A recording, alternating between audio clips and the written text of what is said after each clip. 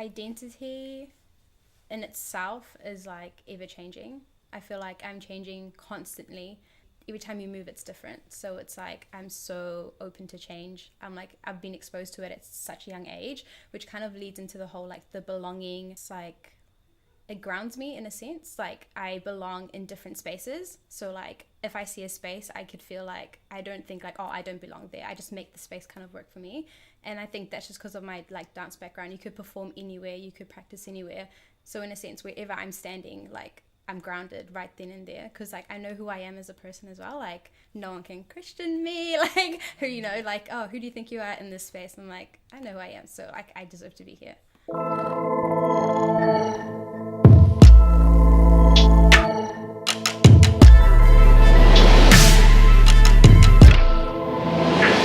Like when I was really young, I didn't know that I was black. Like I didn't know that I was brown. And like it's interesting because like I spent most of my life in front of a mirror, and like for me skin wasn't like a huge issue. And because majority of the time like my European side took over my life the most, and like having done like contemporary and having done ballet in this certain like space, I thought I belonged. And then I would say like once I got involved in the African community and stuff, I was like, oh my gosh, like I have an archive I've never opened or dived into. And I would say like I jumped into the deep end and like I just went way down. I was just like trying to swim up to the top, like is my analogy. And I think that like that process or that exposure to my other side helped me build like really thick skin and then experience like my other culture. And I feel like now it's like kind of balanced, and that's why I can say I can hold any space.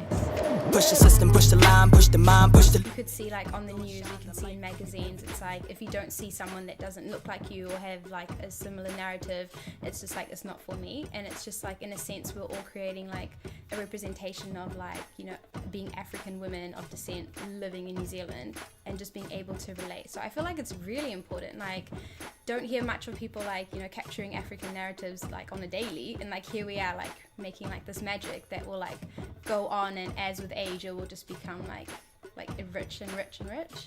Yeah, so I think it's very important, especially in New Zealand. It is the shoe that never fitted. Man, if I could go back, let's be honest, like if I could go back to myself, my younger self, I would say to level up on giving rather than level up on living, because I feel like I've tried to grow in terms of my empathy for people. I've always looked at just people and like just looked at the struggle, and like I've gone through like a number of things in my life that now I can empathize with people. And like if I had just leveled up on giving like my energy, giving like my time, I feel like I would be now how I am back then, and I could have been like, my growth would have been so much more dramatic.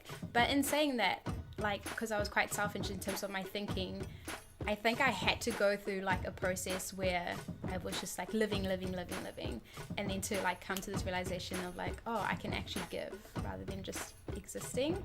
So that's what I would tell my younger self. But in a sense, like, yeah, I'll just say that life just gets like more fun, gets more creative, and I'll just be like, yeah, just hang in there. Like you'll get to this point right now.